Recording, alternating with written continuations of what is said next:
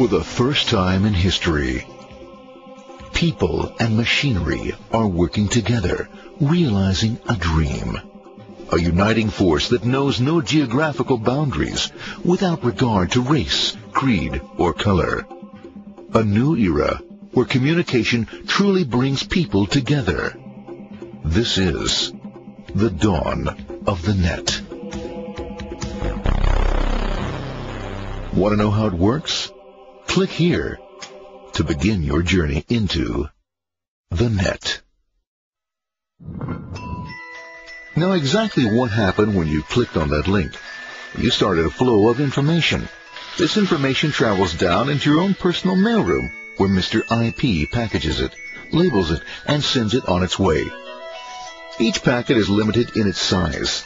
The mailroom must decide how to divide the information and how to package it. Now, the package needs a label containing important information, such as sender's address, receiver's address, and the type of packet it is.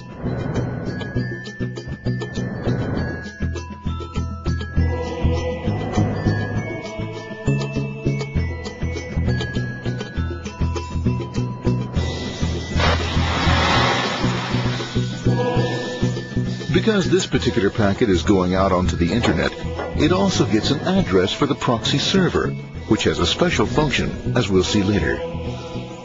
The packet is now launched onto your local area network, or LAN. This network is used to connect all the local computers, routers, printers, etc. for information exchange within the physical walls of the building. The LAN is a pretty uncontrolled place, and unfortunately, accidents can happen.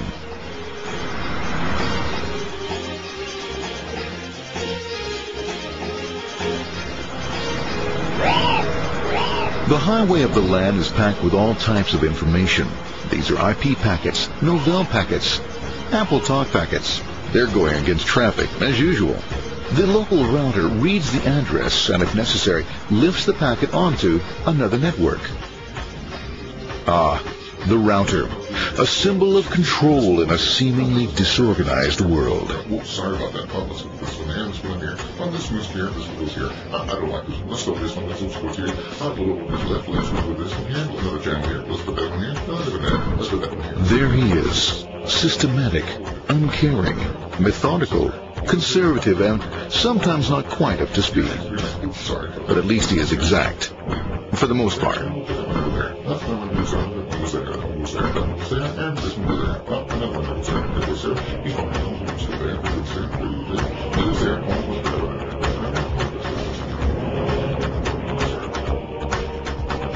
As the packets leave the router, they make their way into the corporate intranet and head for the router switch. A bit more efficient than the router switch plays fast and loose with IP packets, deftly routing them along their way. A digital pinball wizard, if you will. Here we go. Here comes another one. And it's another one. Watch this, Mom. Here goes. Whoop, around the back. Hey, in there. Over the left, over the right, over the left, over the right. You got it. Here it comes. Right on. He shoots. He scores. It's going. Hey, wait. Here, watch out. Here comes another one. Oh, here we go. And it's gone.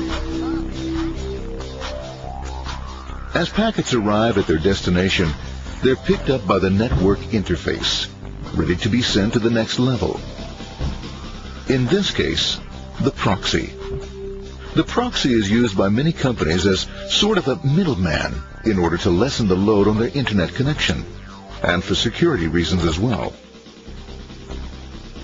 As you can see, the packets are all of various sizes, depending upon their content.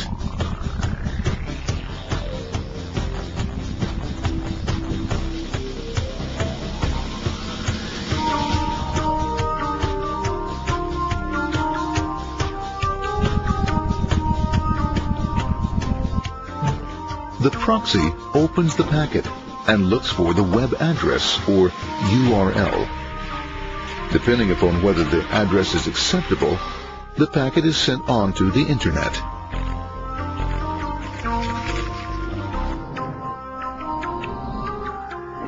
There are, however, some addresses which do not meet with the approval of the proxy, that is to say, corporate or management guidelines.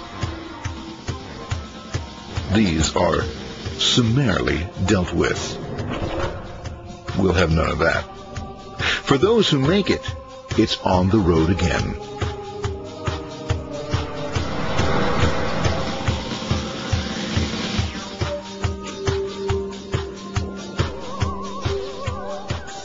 Next up, the firewall.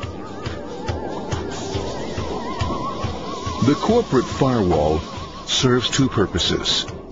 It prevents some rather nasty things from the Internet from coming into the intranet, and it can also prevent sensitive corporate information from being sent out onto the Internet. Once through the firewall, a router picks up the packet and places it onto a much narrower road, or bandwidth, as we say. Obviously, the road is not broad enough to take them all. Now you might wonder what happens to all those packets which don't make it along the way. Well, when Mr. IP doesn't receive an acknowledgement that a packet has been received in due time, he simply sends a replacement packet. We are now ready to enter the world of the Internet. A spider web of interconnected networks which span our entire globe. Here, routers and switches establish links between networks.